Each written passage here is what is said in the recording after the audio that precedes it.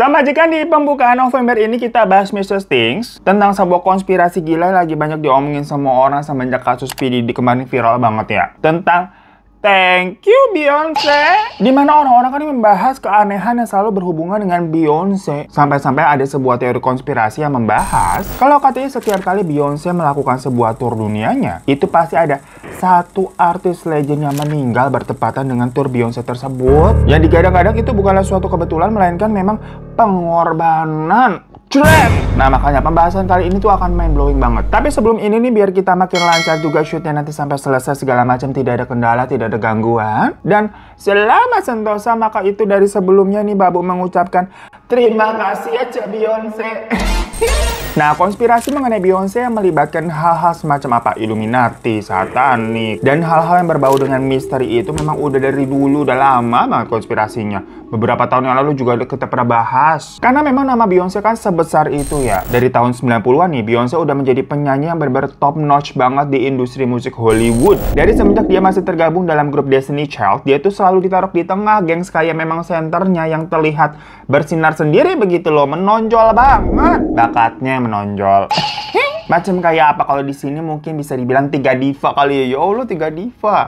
Mari berkarya dalam puisi dan lagu. Lawas begitu ya. Nah, Beyonce ini maksudnya macam kayak apa ya, Mimi Kade kalau kita bisa sebut. Tapi ya sampai sekarang alhamdulillah akur-akur baik ya 3 diva. Sama Destiny Child juga masih akur kok. Tapi ya itu pokoknya dulu memang aura seorang ratu dari Beyonce ini kuat kali. Apalagi semenjak dia menikah dengan Jay-Z yang juga sangat besar ya di industri musik Hollywood. Mereka berdua seperti apa ya, membangun kerajaan mereka sendiri begitu loh. Ala-ala Pipi sama Mimi. Cuma sekarang kalau Pipi sama Mimi kan udah di jalan masing-masing ya. Kita bahas Beyonce aja, lu jangan kemana-mana ya lah. Gegara tadi kita ngomongin 3 diva sih. Ingat aja di Mimi Kade gitu. Terus nikah kan lagu-lagunya waktu itu diciptain sama Mas Anang ya. Terus nama Krisdayanti jadi melejit begitu. Ah udahlah, kita mau bahas Thank You Beyonce, kenapa jadi Thank You Mimi Kade, kan beda. Jadi banyak banget memang meme atau komen-komen yang menjadikan ucapan terima kasih Beyonce tuh semacam bercandaan. Karena orang-orang tuh banyak yang heran dan ngeh juga, dimana artis-artis nih kalau menang penghargaan itu kok kenapa selalu ngucapinnya ke Beyonce, padahal nih artis-artisnya kayak gak punya hubungan atau korelasi apapun sama Beyonce. Misalkan aja maksudnya teman dekatnya Beyonce bukan, teman duetnya Beyonce bukan, apa Beyonce yang ngeproduserin lagunya dia bukan, yang nyiptain lagu bukan. Lah ngapa terima kasihnya ke Beyonce? Sampai-sampai orang-orang yang harusnya diucapkan terima kasih macam apa tadi tuh pencipta lagunya kan, karena bisa sampai menang itu, atau produsernya, atau temen deket lu begitu, orang-orang yang penting dalam hidup lu, circle pertama gitu dalam karir lu, yang diucapin lah terima kasih. Kenapa tahu-tahu jadi ke Beyonce? Apa hubungannya sama lu, Neng Tong begitu? Nah, hal ini pertama kali netizen sadari dan menjadi viral adalah waktu Britney Spears menang penghargaan di acara MTV Award. Di awal pidatonya sih semuanya kedengaran normal aja. Tapi di tengah-tengah tahu-tahu yaitu dia mengucapkan kata-kata yang intinya berterima kasih kepada Beyonce dan sangat menyanjung-nyanjung Beyonce, di mana itu terdengarnya di luar konteks. Maksudnya ini kan lagi momennya Britney Spears dapat award, kenapa tahu-tahu hal yang diucapkannya semua jadi tentang Beyonce. Dan yang paling aneh di situ adalah Britney ini terlihat ngomongnya tuh sambil kayak baca prompter atau kayak ada layar gitu loh, macam membawa berita. Jadi terdengarnya nggak tulus gitu loh, atau apa yang ada di otak itu kan terlontar di atas panggung. Namanya kalau lagi menang award gitu dilihat ribuan orang, pasti kan antara kaget, seneng, nervous segala macam. Nah kalau begitu kan ngomongnya kadang suka kelihatan kayak misalkan mikir dulu kayak apalagi ya gitu loh, nggak lancar banget. Ada jeda-jedanya begitu loh. Makanya kan banyak artis yang bawa kayak semacam catatan kecil tuh buat persiapan kalau misalkan nanti dia menang di atas panggung tuh nama-nama siapa aja yang harus diucapkan buat diapresiasi, karena si artis ini tuh bisa menang. Tapi di situ si Britney nggak begitu. Dia nggak bawa kertas apa-apaan dan ngomongnya lancar banget. Sampai-sampai kayak nggak ada tanda bacanya, nggak ada titik sama komanya. Nocos aja begitu. Dan matanya tertuju ke satu titik yang dia percaya itu memang layar atau prompter. Jadi dia kayak membaca, gengs. Kan kedengeran ya kalau orang tuh ngomong bukan serius, ngomong dari otak, ngomong di pikirannya sama orang yang ngebaca. Dimana sangat terlihat dia tuh seperti harus membacakan kata-kata tersebut yang ada di prompter tuh yang isinya memang pujian-pujian untuk Beyonce. Pokoknya di situ dia bilang kalau saya jatuh cinta pada Beyonce untuk pertama kali saat saya memulai dari menyanyi, menari hingga acting. Karena Beyonce ini bisa melakukan segalanya. Beyonce itu adalah artis sekaligus penyanyi yang sangat berbakat yang pernah saya ketahui. Saya sangat merasa tersentuh karena betapa hebat dan betapa baiknya Beyonce. Salah satu orang dengan jiwa yang cantik, Beyonce adalah seorang jenius. I fell in love with her. The first time I saw her, from her singing to dancing to acting, she can do it all. She's a triple threat and one of the most talented people I have ever seen. Nah, tapi pas ngomong Beyonce adalah seorang jenius tuh, mukanya Britney Spears kan ketangkap kamera, ya. Terlihat dia nggak bisa ngatur komuknya alias kondisi muka. Karena ekspresinya kayak terlihat seolah-olah dia jijik mengucapkan hal yang kayak tadi tuh, kayak gitu loh. Banyak netizen makanya berkomentar, mungkin waktu itu si Britney kan emang disuruh baca aja gitu kan, ya udah dia baca tuh gitu kan, terus makanya kagak ada titik komanya ngomongnya. Sampai pas di kalimat itu karena udah terlanjur baca nih, udah terlontar dari mulutnya, dia baru nyadar kok ucapannya begitu ya, gue kagak rela nih ngucapin si Beyonce jenius, begitu intinya. Kayak ucapannya nggak sesuai hatinya, dia nggak sependapat sebenarnya. Jadinya spontan ekspresinya seperti itu. Karena kalau benar ucapan tersebut tuh tulus dari hatinya si Britney, ya mungkin dia benar-benar ngidolain Beyonce gitu ya. Karena kan kalau dari isi speech-nya terdengar seperti itu. Ya sebenarnya wajar aja karena Beyonce itu kan memang banyak banget penggemarnya dan memang keren seorang diva besar. Namun harusnya orang-orang yang tulus itu pasti lebih terdengar sincere, nadanya tuh bergetar atau terdengar ya ketulusannya tuh dalam suaranya ketahuan lah. Ini kan kagak beber kayak baca aja udah. Nah masalahnya kalau baca buat apa dibuat skrip seperti itu? Padahal itu kemenangannya Britney Spears. Berarti kan kalau begitu dia sendiri nggak ngefans sama Beyonce. Cuma disuruh baca aja, nggak mengagumi juga. Ngapain disuruh bacain hal-hal tentang Beyonce di speech kemenangannya sendiri, kan aneh. Itu yang dipertanyakan sama orang-orang. Dari situ nih banyak orang yang mulai memperhatikan kalau kok ternyata artis-artis lain yang lagi-lagi nggak berhubungan dengan Beyonce tahu-tahu mengucapkan terima kasihnya kepada Beyonce dalam speech kemenangan mereka. Kayak ada penyanyi Lizzo dan yang paling viral kemarin tuh Adele. Dimana Adele di situ sampai nangis-nangis bilang terima kasih ke Beyonce, yang padahal dalam hal itu konteksnya si Adele ini lagi di momen memenangkan Grammy untuk lagu dan albumnya. Dan di lagu-lagu dalam albumnya tersebut nggak ada campur tangannya Beyonce sama sekali dalam pembuatannya, tapi Adele ngucapin terima kasih ke Beyonce. Ya oke lah, mungkin lagi-lagi basicnya ngefans atau terinspirasi dengan Beyonce dalam karir bermusiknya. Namun banyak yang berpendapat dalam momen kemenangannya itu seharusnya ini Adele yang pada saat itu juga sudah menjadi penyanyi besar ya, bukan penyanyi baru hitungannya waktu kejadian ini. Seharusnya dia bisa lebih proud to herself gitu loh, bangga akan dirinya sendiri karena kerja kerasnya dan orang-orang di belakangnya atau fans-fansnya yang bisa membuatnya seperti itu, yang patut untuk diapresiasi. Tapi malah sepanjang pidatonya dia hanya menangis dan berterima kasih kepada Beyonce. Dan anehnya ketika dia mengucapkan thank you Beyonce, seharusnya namanya mengucapkan terima kasih kepada orang yang ada di situ. Kebetulan posisinya Beyonce juga ada di depan panggung, deket gitu, bajunya merah pula gonjreng kan kelihatan. Tetapi tatapannya Adele tuh malah ke suaminya, gengs, yang ada di berlawanan arah dengan Beyonce. Baru setelah itu pandangannya Adele mengarah ke Beyonce. Jadi kayak thank you Beyonce, tapi ke suaminya, Beyonce-nya di sini. Matanya nih ke suaminya seakan-akan Adele ini tuh sebenarnya sedang ketakutan dan minta bantuan. Lalu ekspresi suaminya juga kebetulan tertangkap kamera yang seperti orang terkejut atau mungkin tidak menyangka kok istrinya si Adele ini tahu-tahu ngucapin ke Beyonce. Dan setelahnya Adele itu kan juga mematahkan piala Grammy-nya dan memberikannya kepada Beyonce yang seolah-olah Beyonce tuh belum punya piala Grammy sama sekali dan layak untuk diberikan pialanya ya. Padahal si Beyonce juga udah pernah menang kok di tahun-tahun sebelumnya. Jadi buat apaan lu kasihin gitu, aneh. Nah itulah yang menjadi guncingannya netizen gitu kan. Kita ngebahas aja yang gibahin. Terus yang viral juga tuh waktu VMA 2009 yang terkenal banget, dimana Taylor Swift memenangkan penghargaannya untuk video terbaik tahun itu. Majikan semua udah pasti tau lah momen dimana Kanye West tahu-tahu naik ke atas panggung dan menginterupsi speech kemenangannya Taylor dengan bilang kalau video terbaik sepanjang masa itu adalah videonya Beyonce. Nah sebenarnya waktu itu banyak orang yang bertanya-tanya kenapa Kanye melakukan hal itu. Ya memang benar, orang-orang juga banyak yang tahu kalau Kanye itu dekat dengan Beyonce dan suaminya Jay-Z. Ya karena Kanye itu tuh under record labelnya si Jay-Z ya, alias artisnya Jay-Z. Namun ternyata anaknya Kanye dan Kim yang bernama Northwest itu tuh sangat mengidolakan Taylor Swift, gengs. Dan menurut orang-orang terdekat dari keluarga Kardashian, waktu zaman itu tuh beberapa kali Taylor Swift itu malah sampai video callan sama Northwest yang masih kecil ya, karena Taylor itu katanya kenal sama Kim Kardashian. Jadi ya mungkin situasinya nih, Kim sebagai ibu meminta Taylor buat video callan ke anaknya karena anaknya ngefans begitu. Anak gua ngefans video callan nih cuy, begitu. Makanya perbuatan Kanye West itu dianggap aneh dan gak wajar kenapa dia sampai menginterupsi Taylor yang merupakan teman istrinya dan idola anaknya juga demi Beyonce. Makanya abis itu ada spekulasi liar mengenai teori konspirasi yang udah sedikit kita bahas sebenarnya di kasus P. Diddy kemarin ya. Dimana katanya Kanye ini sebenarnya kan nyelamatin Taylor Swift, namun sebenarnya ada konspirasi yang lebih dalam dari itu, gengs. Kalau sebelumnya kan banyak yang bahas seolah-olah nih Taylor waktu itu tuh memang polos aja, nggak tahu harus ngucapin thank you ke Beyonce. Makanya si Kanye ini melakukan interupsi di panggungnya untuk tetap mengangkat nama Beyonce. Nah, teori lain yang beredar itu berdasarkan cerita tadi tuh, kalau Kanye sama Taylor itu sebenarnya kan dekat. Dimana si Taylor ini bukannya polos, melainkan dia memang sengaja nggak mau menyebut Beyonce. Kenapa? Karena dia memang mau menyaingi dan merebut kedudukannya Beyonce. Bukan hanya sebagai penyanyi, tapi sebagai leader Illuminati.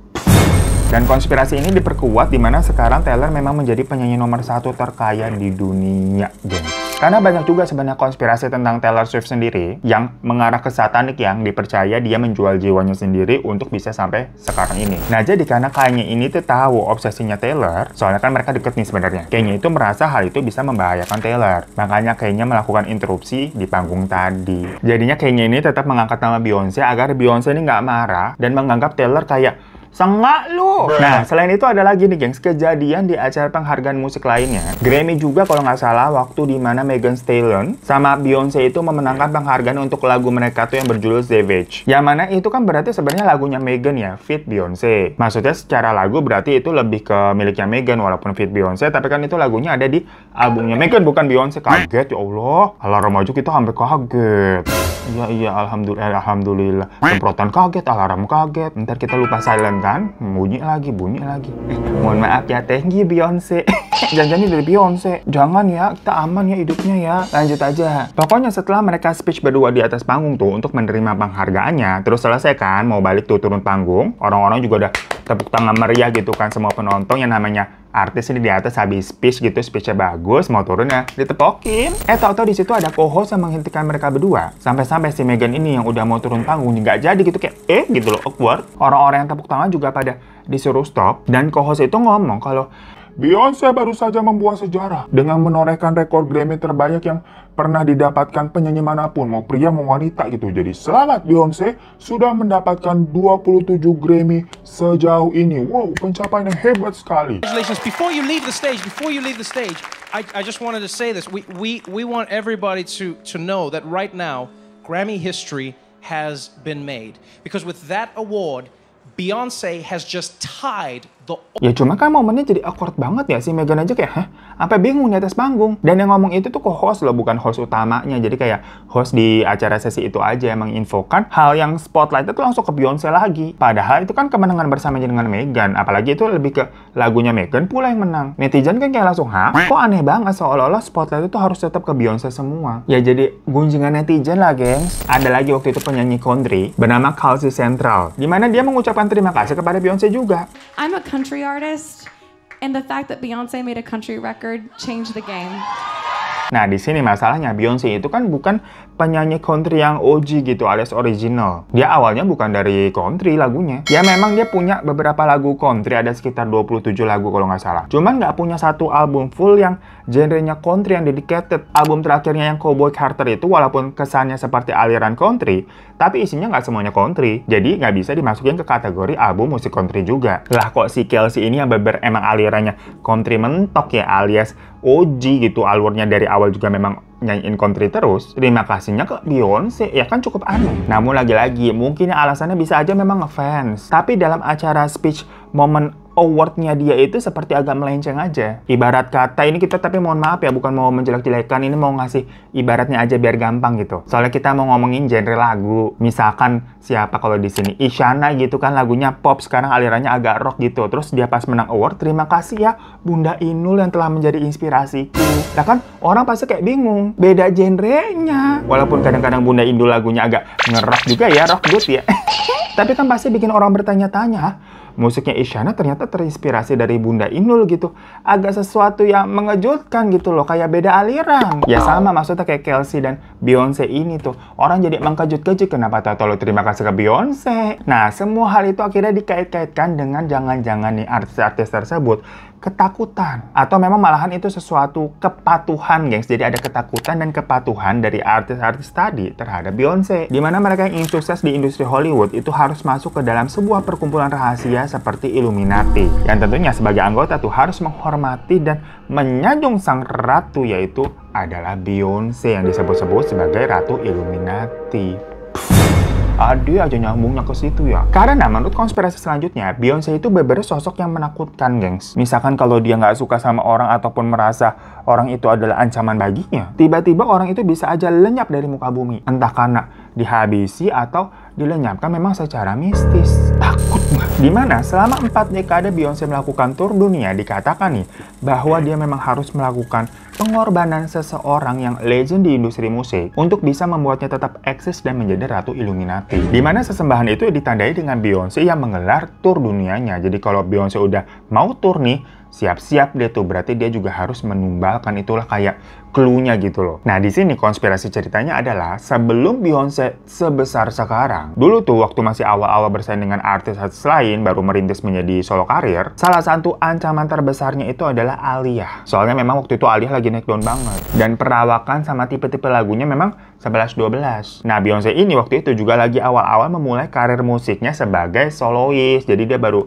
abis keluar dari Destiny Child gitu kan, bubar. Ya pokoknya waktu itu Aaliyah selalu menduduki puncak tangga lagu dan memang merupakan salah satu calon penyanyi besar yang diprediksi sama banyak orang lah. Tahu-tahu di puncak karirnya itu dia meninggal karena kecelakaan sebuah jet pribadi yang dia tumpangi. Dimana di sini ada cerita janggalnya, gengs. Yang mana katanya pilotnya itu nggak punya lisensi resmi untuk menerbangkan pesawat non-komersial tipe tersebut. Pokoknya surat-surat dari pilotnya itu tuh nggak lengkap dan si pilot juga baru dipekerjakan untuk nerbangin itu pesawat beberapa hari sebelumnya. Sampai akhirnya bener aja pesawatnya jatuh dan orang-orang yang di dalamnya itu tidak selamat. Dan pas diotopsi ditemukan tuh kandungan obat terlarang berupa kokain di dalam tubuhnya si pilot. Akhirnya muncul dugaan kalau memang semuanya itu telah disetting atau memang telah direncanakan lewat si pilot yang sengaja dipekerjakan terus disabotase oleh seseorang. Makanya kan lagunya Innalillahi Aaliyah, she knows, I know she knows. She knows-nya itu knows-nya adalah Beyonce Knowles. Yang mana setelah itu Beyonce langsung sukses tuh melejit sebagai solois wanita pada masanya.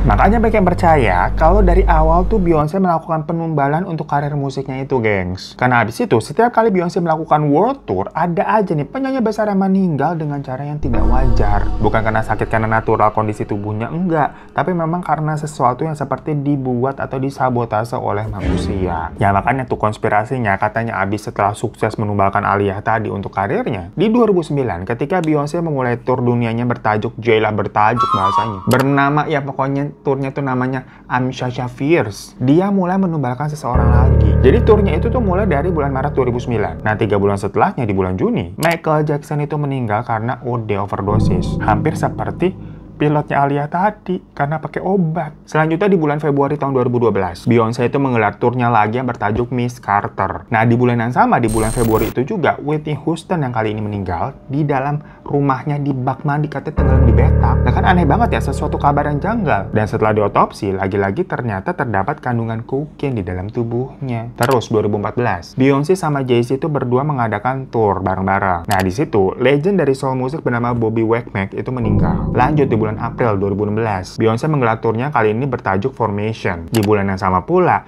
penyanyi legendaris Prince itu ya meninggal juga karena OD sama. Terus bulan 2018, Beyonce sama Jay-Z lagi-lagi ngadain tour berdua. Dan 3 bulan kemudian, Mac Miller itu meninggal karena apa? OD. Dan terakhir di Mei 2023 kemarin tuh yang rame tuh tour Renaissance. Ngomongnya gimana sih? Renaissance begitu ya. Mohon maaf ya nih lidah pasar minggu, tapi tahu Renaissance begitu ya tuh. Rame tuh influencer pada nonton. Nah di situ penyanyi legend lainnya yaitu Tina Turner yang meninggal. Makanya orang-orang mulai mengkait-kaitkan dengan teori di mana setiap kali Beyonce melakukan tour, dia ini selalu mengorbankan seseorang di industri musik yang terkenal ya untuk kelancaran karirnya. Karena memang itu adalah salah satu syarat di mana dia telah menjual jiwanya kepada iblis dan digadang-gadang menjadi ratu Illuminati. Lah serem amat ya macam pesugihan di mari. Apalagi ada sebuah wawancara dengan mantan asistennya Beyonce yang bilang kalau Beyonce itu memang semacam seperti penyihir. Soalnya di rumahnya itu ada kayak altar dan Beyonce kerap melakukan hal-hal yang mencurigakan. Dimana di altar itu dikasih sajian gitu berupa makanan dan benda-benda aneh macam kayak sajen kalau di sini kali ya. Ya makanya waktu itu kan sampai ramai juga pas kehamilan pertamanya Beyonce tuh, dimana ada satu waktu tertangkap kalau perutnya lagi hamil disangka bohongan. Soalnya pas dia duduk ya kelipet geng semacam kayak orang pura-pura hamil nyelipin bantal gitu kan. Kalau kita pura-pura hamil pakai bantal gitu di sini biar bisa dapat duduk di busway. Lagian kok bisa perut hamil lagi gede gitu, pas duduk kayak kelipet kayak kempes. Nah di situ makanya dibilang kalau Beyonce sebenarnya mengarang kehamilan palsu, di mana dia nggak ngandung anak siapapun, melainkan anak yang lahir itu adalah anak titipan setan macam The Omen cena. Karena pas anaknya besar tuh yang bernama Blue Ivy, digadang-gadang katanya dia mengikuti jejak Beyonce yang suka memberikan simbol-simbol segitiga seolah-olah apa yang mengisyaratkan Illuminati. Ada aja konspirasinya netizen ya. Ya pembahasan konspirasi mengenai Beyonce ini sebenarnya udah santernya dari lama. Cuma semenjak kasus PDD rame kemarin, dibahas lagi geng sama orang-orang. Yang digadang-gadang katanya Beyonce adalah bagian dari PDD sendiri. Yang mana sebenarnya rahasia hidupnya itu sebenarnya jauh lebih menyeramkan. So itu majikan konspirasi tentang Beyonce lagi diomongin sama orang-orang yang makanya pada ramai-ramai mengucapkan thank you Beyonce biar kagak dijadiin tumbal.